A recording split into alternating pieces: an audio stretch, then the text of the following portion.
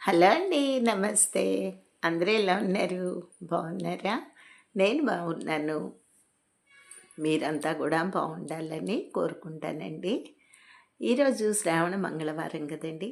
మా ఇంట్లో పూజ చేసుకున్నది మీకు వీడియో షేర్ చేయాలని చేస్తున్నాను. ఎవరైతే సబ్స్క్రైబ్ చేసుకోలేదో వారు సబ్స్క్రైబ్ చేసుకోండి, లైక్ చేయండి, షేర్ చేయండి, కామెంట్ కూడా చేయండి. అసలు నా వీడియోలు మీకు నచ్చుతున్నాయో, నచ్చట్లేదో, ఉపయోగపడుతున్నాయో లేదో అనేది కూడా నాకు తెలియట్లేదండి. మీరు కామెంట్ చేస్తేనే కదా నాకు తెలిసేది. అయితే ఈరోజు నిమ్మదీపం పెట్టుకోవాలని అనుకుంటున్నానండి. నేను ప్రతి శుక్రవారము అమ్మవారి దగ్గర ఒక నిమ్మకాయని పెట్టుకుంటానండి. వారం వారం అది మారుస్తూ ఉంటాను. అది ఎందుకు అనంటే నెగిటివ్ అంతా కూడా ఇంట్లో ఉన్నది పోవాలని, ఇల్లంతా కూడా ప్రశాంతంగా పాజిటివ్గా ఉండాలని అలా నిమ్మపండు పెడతానండి. పైగా అలా పెట్టడం కారణం కూడా ఉందండి. మహానివేదన పెట్టినంత సమానమండి నిమ్మపండు అమ్మవారి దగ్గర ఉంచితే కనుక ఆవిడ శాంతిగా శాంత స్వరూపంగా ఉంటారు.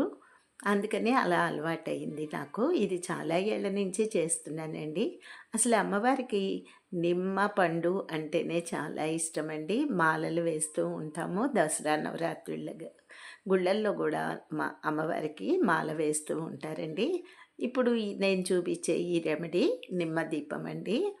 ఒక నిమ్మకాయ తీసుకొని దానిని మధ్యకి కొయ్యాలండి. కోసి ఆ రసమంతా కూడా ఒక దాంట్లో ఒక గ్లాసులో పిండుకొని ఆ నిమ్మని వెనక్కి తిప్పాలి. డొప్పలుగా చేసి, అంటే ఒక జ్యోతిలాగా చెయ్యాలండి ఆ నిమ్మ పండుని. నేను ఒక రాగి ప్లేట్ తీసుకొని ఈ రసమంతా కూడా ఒక గ్లాసులో పిండుకున్నాను. ఈ రాగి ప్లేట్లో ఆ దీపం వెలిగించుకుంటానండి. ఇట్లా 9 మంగళవారాలు వారానికి ఒక నిమ్మకాయ చొప్పున, మొదటి వారం కాబట్టి నేను ఒక నిమ్మకాయ పెట్టుకున్నానండి. రెండో వారం 2 జ్యోతులు వెలిగించుకుంటా నిమ్మ డొప్పలతోటి. మూడో వారం 3 జ్యోతులు, నాలుగో వారం 4 జ్యోతులు. ఇట్లా 9 వారాలు వచ్చేసరికి 9 జ్యోతులు వెలిగిస్తానండి అమ్మవారికి. ఇది దేనికి అని అనుకుంటారా? ఇంటికి గనక నరఘోష కానీ, నరదిష్టి కానీ మన మీద, మన పిల్లల మీద, మన కుటుంబానికి, మన ఇంటికి ఎవరి కన్నైనా పడితే గనక అది తిరిగి వాళ్ళకే పడుతుందండి. ఇవాళ రోజున వాళ్ళకున్నది దాంతో తృప్తి పడకుండా ఎదుట వాళ్ళకి ఏమున్నది, వాళ్ళు ఎలా ఉంటున్నారు, ఎలా చేస్తున్నారు, ఎంత సంపాదిస్తున్నారు, ఎప్పుడు పొద్దుకూకులు ఇదేనండి. పక్క వాళ్ళ మీద కన్ను వేసి ఉంచటమే. అందుకని నరుడు కంటికి నల్లరాయి కూడా పగులుతుందని చెప్తూ ఉంటారు.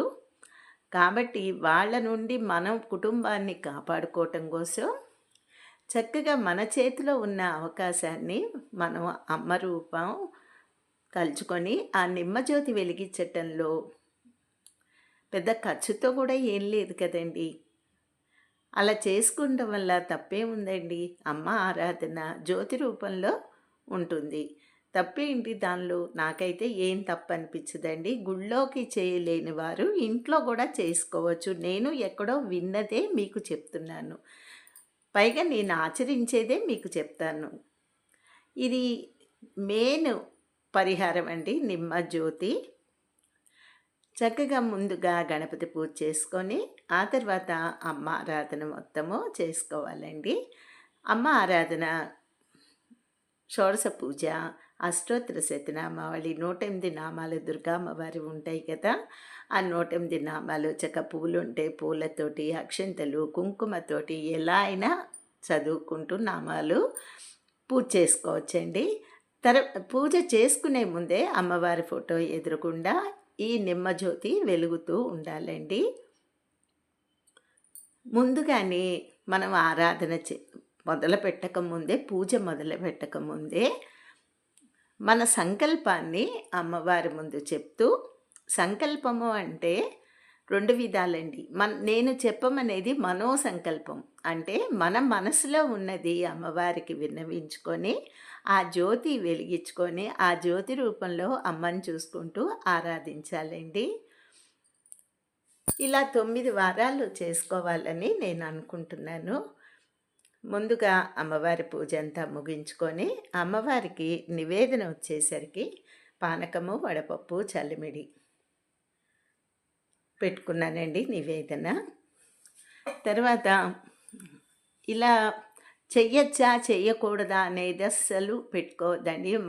అమ్మ మీద భారం వేసి మనం ఏ పని చేసినా గూడా ఇది చెడు పనైతే ఏం కాదు. చెడ్డ పని ఒకళ్ళకి హాని చేసే పని అంతకంటే కాదు.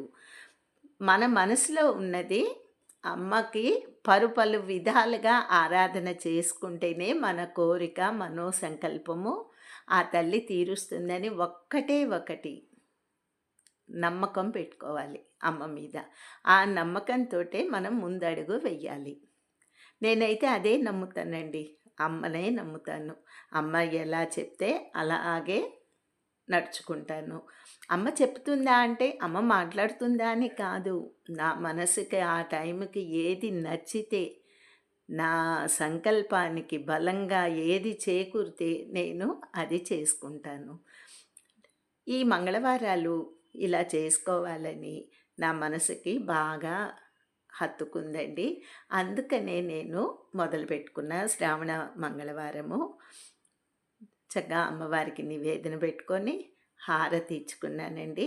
సాయంత్రము మంగళవారం సాయంత్రము చక్కగా మళ్ళీ దీపారాధన చేసుకొని సంధ్య దీపారాధన అప్పుడు ఖడ్గమాల స్తోత్రం పారాయణం చెయ్యాలి అని అనుకున్నానండి. ఈ వీడియో మీకు షేర్ చేస్తున్నా. ఉంటాను.